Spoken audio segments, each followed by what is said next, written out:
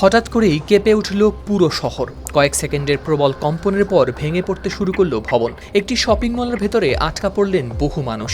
বিদ্যুৎ নেই, থেমে গেছে বুলেট ট্রেন, আর উদ্ধারকর্মীরা ধ্বংসস্তূপের নিচে খুঁজে চলেছেন জীবিত মানুষ।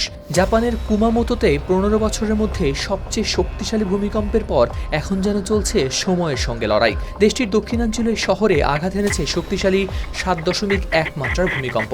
কয়েক সেকেন্ডের এই প্রবল কম্পন মুহূর্তেই পুরো এলাকায় ছড়িয়ে দেয় আতঙ্ক। প্রাথমিক তথ্য অনুযায়ী আহত হয়েছেন বহু মানুষ, আর উদ্ধারকারীরা আশঙ্কা করছেন ধসে পড়া একটি বড় বিপণী বিতানের ভেতরে এখনও আটকা পড়ে আছেন অনেক মানুষ। সংবাদ মাধ্যম সিএনএনের প্রতিবেদনে প্রকাশ পেয়েছে এই তথ্য।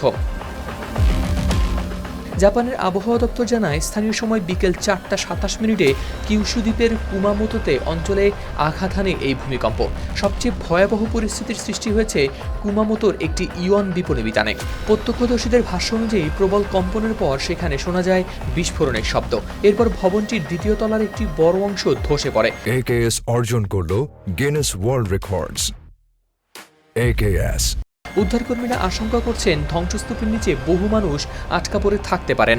স্থানীয় ফায়ার সার্ভিস জানায়, ভেঙে পড়া কংক্রিট, কাচ ও ধ্বংসাবশেষের আঘাতে আহত হয়েছেন অনেক মানুষ।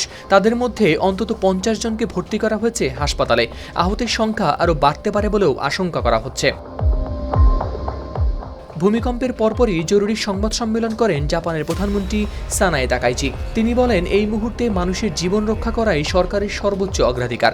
একই সঙ্গে ক্ষতিগ্রস্ত এলাকার বাসিন্দাদের সতর্ক থাকার আহ্বান জানিয়ে তিনি বলেন, আগামী কয়েকদিনে আরও শক্তিশালী পরাঘাত বা আফটার শক আঘাত হানতে পারে। ভূমিকম্পের পর উপকূলীয় কুমামোতো, নাগাসাকি ও আশপাশের এলাকায় জারি করা হয়েছিল সুনামি সতর্কতা।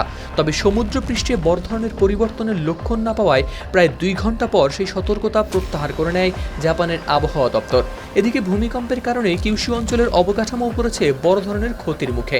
প্রায় 40,000 বাড়িঘর হয়ে গেছে বিদ্যুৎ বিচ্ছিন্ন। নিরাপত্তার স্বার্থে বন্ধ রাখা হয়েছে বুলেট ট্রেন। বিশ্বের সবচেয়ে ভূমিকম্পপ্রবণ দেশগুলোর একটি জাপান। প্রশান্ত মহাসাগরীয় রিং অফ ফায়ার অঞ্চলে অবস্থান করায় দেশটিতে প্রায়ই হয় ভূমিকম্প। তবে এবারের কম্পনের তীব্রতা, ভবন ধস এবং সম্ভাব্য হতাহতের আশঙ্কা পরিস্থিতিকে করে তুলেছে আরও উদ্বেগজনক।